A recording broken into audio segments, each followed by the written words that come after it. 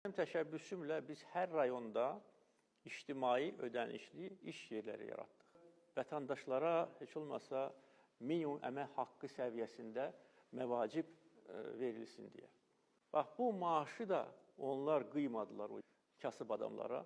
O kartları götürüb, oradan pul çəkib, öz ciblərini doldurdular. Buna nə ad vermək olar? Bu vicdansızlıqdır. İndi yaxşı, xalqdan qorxmursansa, heç Allahdan qorx ki. Belə şey etmək olarmı? Ona görə bax, bu onu göstərir ki, bu məmurun mənəvi degradasiyasıdır. Bu insanın mənəvi degradasiyasıdır. Belə məmurlar bizə ləkədir, ölkəmizə ləkədir, iqtidara ləkədir. Və hamı bilsin, eşitsin ki, belə hallara qarşı mübarizə daha ciddi aparılacaq.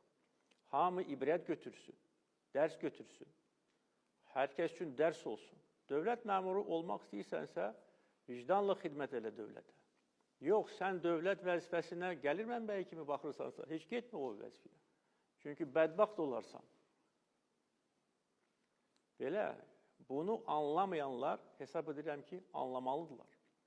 Ki, yeni dövrdə, yeni çağırışlar qarşısında olan ölkədə başqa cür ola da bilməz.